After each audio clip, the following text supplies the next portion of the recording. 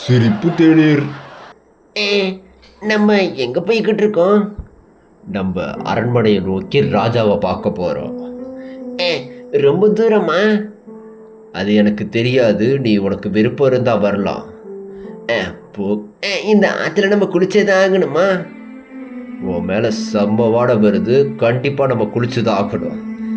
அது வேணாலும் கரெக்டு தான். நான் குளிச்சு 2 நாள் ஆச்சு தெரியுமா? நான் நினச்ச அப்பவே உன் மேலே செம்ம வாடைன்னு வரும்போது. ஏ, ஏ, ராஜா எதுக்கு கூப்பிட்டாங்க?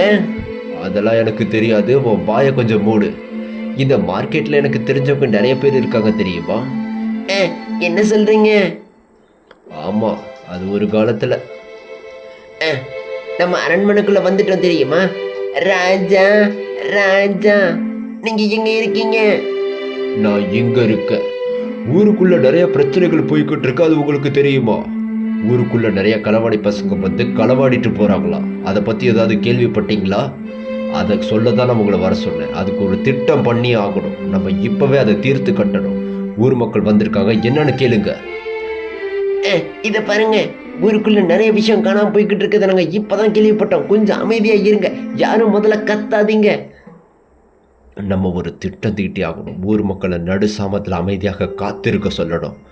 நம்ம அவங்கள கண்ணி வச்சு பிடிச்சாகணும். அவன் வந்துட்டான், பிடி. என்னை விட்டுருங்க, என்னை விட்டுருங்க, நான் எதுவும் பண்ணலை, என்னை விட்டுருங்க. உன்னை நான் எப்படிரா விருது? உன்னை நான் ராஜா கிட்ட கூட்டிட்டு போறேப்பா. இதை பாருங்க ராஜா, இவன் தான் ராஜா. ஊருக்குள்ள இவ்வளவு நாள் களவாடிட்டு போனது இந்த பையதான். இவனுக்கு நம்ம என்ன தண்டனை கொடுக்கணுமோ கொடுக்கலாம். நான் சொல்றத கேளு, இவனை தூக்கிலிடு. என்னை மன்னிச்சிருங்க, என்னை மன்னிச்சிருங்க. உன்னை மன்னிக்கவே முடியாது. நீ ஏழை மக்களை நிறைய பாதிப்பு ஏற்படுத்தியிருக்க. நான் உன்னை மன்னிக்கவே மாட்டேன். நான் உனக்கு இப்போவே தண்டனை கொடுத்தாகணும். ஊர் மக்கள் அனைவரும் அழகாக அமைதியாக நடமாடினார்கள், சந்தோஷமாக.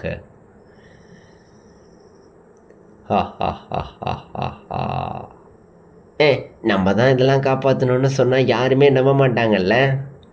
பார்ப்போம்.